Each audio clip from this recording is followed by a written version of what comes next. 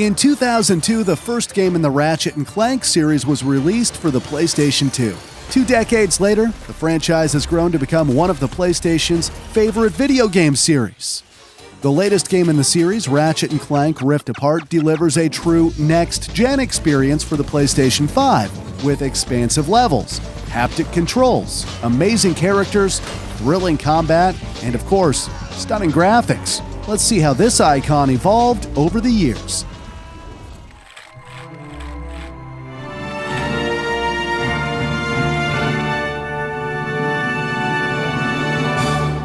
This is the evolution of Ratchet & Clank. Before Ratchet & Clank, Insomniac Games developed games for the Spyro the Dragon series. However, after the third installment in the series, the team wanted to create something new. With the PlayStation 2 being recently announced in 2000, Insomniac began to create concepts for games on this new console. One of the first concept games was called Girl with a Stick, and aimed to be a mashup of The Legend of Zelda and Tomb Raider. However, after 6 months into development, Insomniac CEO Ted Price said, quote, "The team wasn't feeling it," and canceled the game. Struggling to come up with new ideas, Chief Creative Officer Brian Hastings proposed the idea of an alien that travels from planet to planet, collecting weapons and gadgets. This inspired the team to design new worlds and characters, including an alien species they called Lombax. They also created a character named Ratchet and gave him a robotic companion, Clank. Clank was developed as a childlike version of the Star Wars character C-3PO. Later, they decided that Ratchet and Clank, with their different personalities, should work together as partners. This was a light bulb moment for Insomniac and how the Ratchet & Clank series was born. Ratchet & Clank was developed by Insomniac Games and published by Sony Computer Entertainment exclusively for the PlayStation 2 in 2002. Although Insomniac wanted their new game to be available on the PlayStation 2 as a launch title, they missed the launch date by almost 2 years. In this time, the main protagonist, Ratchet, and his robot companion Clank were created. Ratchet is the playable character whom the player controls from a third-person perspective. Normally, Clank rides on Ratchet's back, acting as a jetpack or similar device. Occasionally, however, Clank becomes a playable character. As the player, you traverse through hugely diverse environments and complete missions across various planets. In the story, Clank escapes from a warbot factory on the planet Quartu and crashes on Feldon, the home world of mechanic Ratchet. Clank reveals he is on a mission to stop Chairman Drek, who's a corrupt business tycoon who wants to destroy planets to create a new one for his race. Ratchet and Clank join forces to take out Drek's operations one by one and eventually fight Chairman Drek in a boss battle to save the planet from being destroyed.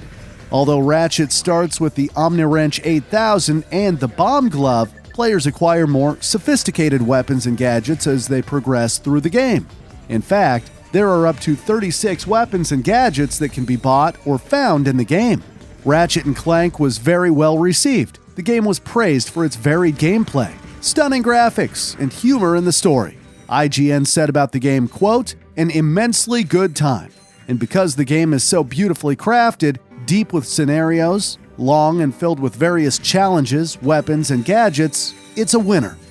However, there was also room for improvement. Eurogamer felt the camera angles were idiotic at times, and Allgame wasn't impressed by the characters, and calling Ratchet your typical teenager who desires nothing more than excitement and adventure, while calling Clank the stereotypical intellectual. There was also some criticism to the story, which GameSpy called predictable, boring, and just bland. Nonetheless, the game received a very impressive score of 88 on Metacritic. In total, over 3.7 million copies of the game were sold worldwide. Fun fact, Ratchet & Clank was often compared to the game series Jak and Daxter, which was developed by Naughty Dog. What many people don't know is that Naughty Dog and Insomniac have a close relationship and worked together while developing Ratchet & Clank and Jak and Daxter. 1 year later, Ratchet & Clank Going Commando was released. Even though the sequel was, in many ways, similar to the first, it also had some improvements. Gameplay was improved with the introduction of 18 new weapons and the ability to upgrade weapons by defeating enemies. It also had improved graphics and sound effects.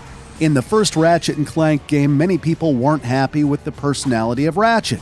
So, game producer Ted Price said about the sequel that they made Ratchet, quote, less cocky. He's much more friendly to Clank, and he's able to handle himself better in stressful situations without being impetuous. They also changed the character's voice actor to give him a more mature voice. Most people loved Going Commando and felt it was superior to its predecessor. The game was highly praised for its excellent graphics, gameplay, story, characterization. OneUp.com even said, quote, everything that Ratchet & Clank did, Going Commando does better, and the tweaks and additions just push it further over the top. However, the game was also significantly more difficult, and not everyone was a fan of that. Overall, Going Commando was considered one of the best PlayStation 2 games ever made. The game received an impressive score of 90, and almost 3 million copies were sold.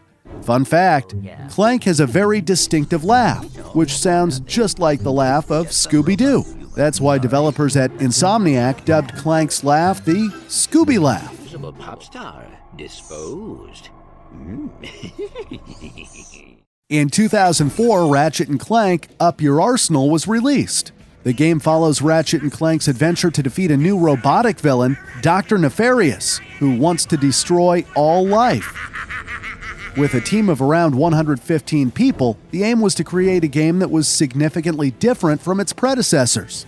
Insomniac wanted to create the best game possible, and to do so, they used rigorous testing, working closely with Sony and listening to fans. This led to a game that was improved in many ways compared to its predecessor. It has much better graphics, larger worlds, and drivable vehicles. The game also features 20 different weapons. Each weapon has 8 levels of strength compared to just 4 in the previous game. The game also introduces online multiplayer. There were 4 multiplayer modes that supported up to 8 players at a time. Insomniac delivered an amazing title, and fans all around the world loved it. The game was met with critical acclaim. Games Radar said in their review, quote, the best platformer on PS2? Possibly. Fun, beautiful to look at, challenging, and rife with glorious detail. You bet your ass it is. An essential purchase. With a score of 91, Up Your Arsenal became the highest-rated Ratchet & Clank game. Over 3.2 million copies of the game were sold. Fun fact, in 2012, the first 3 Ratchet & Clank games were remastered for the Ratchet & Clank collection. All 3 games run at HD graphics and have optional stereoscopic 3D support. If you want to be able to create incredible animations, check out the courses of Bloop Animations. These will help you to learn the basics of Adobe Animate and everything else you need to know to get your animation journey started. For me, learning how to animate was one of the best decisions I've ever made, and I hope it will be the same for you. Click the links in the description to get Adobe Animate and the animation courses of Bloop Animations today.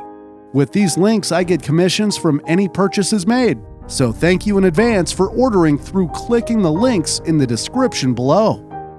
In 2005, the 4th title in the series was released, known as Ratchet Deadlocked. Even though Clank is not in the title, he was still in the game, though not as prominent as in other games. In fact, for the first time, Clank wasn't a playable character. Rather than being used as a jetpack device, Clank acts in this game as mission control, giving the player advice during gameplay. Deadlocked was similar to previous games in the series, but emphasized more on combat. There were 10 weapons in the game, which was fewer than the previous titles. However, these weapons could be extensively modified with mods. For the first time in the series, a cooperative mode was introduced, allowing 2 players to complete the story. Another first was the ability to have an adjustable difficulty level. The most difficult mode, Challenge Mode, was unlocked after the completion of the game and allowed for weapons to be upgraded further with more mods. Deadlocked also featured an online multiplayer. Players could compete or fight cooperatively in Conquest, Deathmatch, Capture the Flag, King of the Hill, and Juggernaut mode. Ratchet Deadlocked wasn't as well received as the previous games. The game received criticism for its darker tone, repetitive gameplay, and the removal of Clank as a playable character. The game got a score of 81, which is 10 points less than its predecessor, and with 2.1 million copies sold, it became the worst-selling Ratchet & Clank title at the time. In 2007, Ratchet & Clank Size Matters was the first in the series that wasn't developed by Insomniac, and instead by High Impact Games for the PlayStation Portable. Clank returns as a playable character, and the game also had multiplayer mode. Space combat also returns, this time with Giant Clank rather than a spaceship. The game introduced a new system for acquiring armor. Rather than buying them, parts of armor can be found in levels, and they can be combined to make different suits with unique advantages. The game was well received with a score of 85. It even became one of the best-selling PSP games. Due to high fan demand, the game was ported to the PlayStation 2. However, it had very poor graphics, and GameSpot summed it up quite nicely in their review, quote, "This port of the PSP game fares poorly on the PS2, and claims the title of the worst Ratchet & Clank game available for the aging console." High Impact Games also made a second spin-off for the Ratchet & Clank series in 2008 called Secret Agent Clank. This game was also released for the PlayStation Portable. The theme of the game is a humorous imitation of James Bond. To fit the theme, Clank has an array of gadgets and devices, such as a bow tie that can be used as a boomerang for the first time in the series. Clank was the main character, while Ratchet and Captain Quark were also playable in the game. It became the worst-rated game in the Ratchet & Clank series with a score of 72. Fun fact, High Impact Games, the studio that developed Size Matters and Secret Agent Clank, was formed in 2003 by members of Insomniac and Naughty Dog. Besides the two Ratchet & Clank titles, the studio also developed UniversJakAndDaxter: The Lost Frontier. In 2007, Insomniac released Ratchet & Clank Future: Tools of Destruction, the first installment in the Future series. This was also the first game in the series to be released for the PlayStation 3. The PlayStation 3 allowed for much better graphics. Another new feature came with the new 6-axis controller that allowed players to use the tilt functionality to move Ratchet while flying or free-falling. The game introduced many new worlds and weapons. The game was praised by most critics. IGN even thought it was the best PlayStation 3 title when it was released. Tools of Destruction received a score of 89. The next installment in the Future series was Quest for Booty, released in 2008. The game continues where Tools of Destruction left off. However, the game only had a length of approximately 4 hours and didn't add much except more puzzles and the ability to pick things up and move objects with the Omniwrench Millennium 12. Quest for Booty became the lowest-rated Ratchet & Clank game with a score of 76. Next came Ratchet & Clank: A Crack in Time. A Crack in Time features both returning and new gameplay mechanics, such as the ability for Ratchet to fly his ship freely between planets, and he has a pair of hover boots, allowing him to move more quickly. Compared to its predecessor, A Crack in Time was much better received. The game was praised for its story, gameplay, and stunning graphics, but many fans were disappointed that the game had no multiplayer. Nonetheless, the game received a very impressive score of 89. The Future saga was concluded in 2013 with Ratchet & Clank Into the Nexus. This installment introduced gravity-based platforming, new weapons, and 2D puzzle sequences. Even though most people loved the game for the characters, story, humor, and fantastic gameplay, many fans thought this game was way too short. That's why the game only got a score of 76. In 2011 and 2012, Insomniac created 2 spin-off games for the series. The first was All for One and focused on a 4-player cooperative multiplayer mode. Players could choose between one of the 4 main characters, Ratchet, Clank, Quark, and Dr. Nefarious. The game wasn't as well received as the games in the main series. Nevertheless, it was a commercial success with over 1.5 million copies sold. The second game was Full Front Assault. It was made to celebrate the 10th anniversary of the Ratchet & Clank series. A new feature in the game was tower defense, with 5 level sets on 3 different planets. While you would expect something amazing for the 10th anniversary of the series, this game definitely wasn't it. With a score of 64, it became the worst-rated Ratchet & Clank game by far. After a 3-year gap, which was the longest gap since the series began, Insomniac released a reimagining of the first Ratchet & Clank game. Ratchet showed promise. I thought he had a bright future. Memory. Anyway, I decided to teach him the ways of a true champion.